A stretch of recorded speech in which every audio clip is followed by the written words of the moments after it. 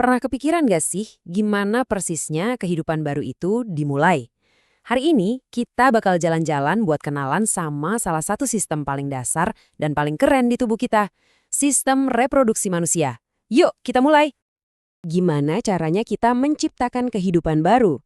Ini nih salah satu pertanyaan paling fundamental buat kita sebagai manusia. Jawabannya itu ada di dalam arsitektur biologis kita yang wow, luar biasa rumit sekaligus indah. Ayo kita bedah bareng-barang. Setiap bangunan keren kan pasti dimulai dari cetak biru. Nah, begitu juga dengan kehidupan. Jadi, kita mulai dulu ya dengan memahami cetak biru dari sistem reproduksi ini. Apa sih sebenarnya tujuan utamanya? Jadi, gampangnya, sistem ini punya dua tugas utama. Yang pertama, jelas banget, menciptakan generasi penerus. Tapi yang kedua ini nih yang sering kita lupa, yaitu perannya sebagai pabrik hormon. Hormon-hormon inilah yang jadi sutradaranya, ngatur semuanya, mulai dari suara kita, mood, sampai bentuk tubuh kita. Oke, siap-siap ya. Petualangan kita dimulai sekarang. Pemberhentian pertama, kita akan ngintip secara eksklusif ke dalam sistem reproduksi pria. Bayangin aja ini kayak sebuah pabrik super canggih. Testis itu pusat produksinya. Tempat jutaan sperma dan hormon testosteron dibuat setiap hari. Terus, skrotum itu bertindak sebagai sistem pendingin yang presisi buat mastiin suhu di pabrik selalu pas. Dan penis adalah jalur distribusinya. Setiap bagian punya peran yang vital banget. Eits, tapi setelah diproduksi, sperma itu nggak langsung siap jalan loh. Mereka perlu pelatihan dulu di epididymis sampai benar-benar matang. Kalau udah siap, barulah mereka jalan lewat semacam jalan tol yang namanya vas deferens. Nah, di tengah perjalanan, mereka dapat bekal berupa cairan bernutrisi dari kelenjar prostat. Ini persis kayak nyiapin atlet buat lari maraton.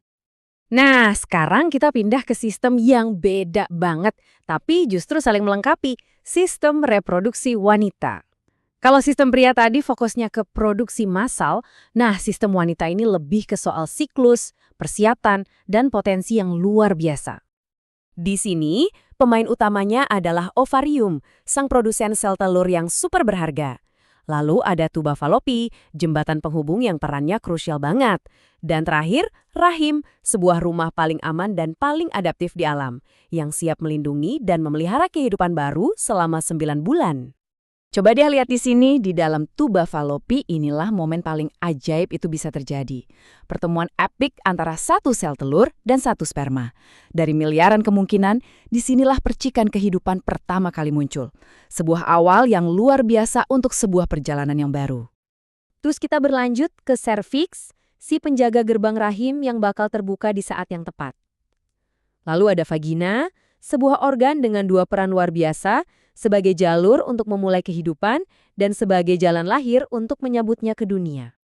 Oke, sekarang kita ngobrolin para konduktor dari orkestra reproduksi ini, hormon. Di sisi pria ada testosteron sebagai konduktor utamanya yang menjaga ritme produksi sperma. Sementara di sisi wanita ada duet maut, estrogen dan progesteron yang mengatur siklus bulanan yang rumit banget kayak sebuah simfoni. Beda tapi sama-sama penting buat menciptakan harmoni. Tahu bagian-bagian tubuh itu penting, iya, tapi yang lebih penting lagi itu belajar dengerin apa kata mereka. Sekarang, yuk kita bahas sinyal-sinyal kesehatan yang mungkin dikirim sama sistem reproduksi kita. Buat para pria, beberapa sinyal yang perlu diwaspadai itu misalnya pembesaran prostat yang bisa bikin susah buang air kecil, atau peradangan yang rasanya nyeri. Tujuannya bukan buat nakut-nakutin ya, tapi supaya kita lebih peka dan sadar sama perubahan apapun di tubuh kita. Nah, buat para wanita, kondisi kayak PCOS misalnya, itu bisa banget ngaruh ke siklus menstruasi dan kesuburan, sementara endometriosis itu ketika jaringan rahim tumbuh di tempat yang salah dan bikin nyeri. Mengenali pola menstruasi yang nggak biasa, itu juga langkah pertama yang penting. Intinya adalah kita harus paham bahasa tubuh kita sendiri. Nah, setelah jalan-jalan singkat kita tadi, kira-kira apa nih pelajaran paling penting yang bisa kita ambil? Jawabannya simple tapi kuat banget. Pengetahuan adalah kekuatan. Dan inilah intinya, semakin kamu paham cara kerja tubuhmu, semakin kamu bisa jadi kapten buat kesehatanmu sendiri. Kamu bukan lagi penumpang pasif, tapi jadi mitra aktif buat dokter, dan yang paling penting, jadi pembela terbaik buat dirimu sendiri. Jadi, saya mau kasih satu tantangan buat kalian. Setelah dengar semua ini, coba deh pikirin, Apa satu pertanyaan yang tiba-tiba muncul di benakmu tentang kesehatanmu sendiri? Jangan diabaikan pertanyaan itu. Jadikan itu langkah pertama untuk lebih kenal dan lebih jaga mesin paling luar biasa yang kamu punya, tubuhmu sendiri. Terima kasih sudah menyimak.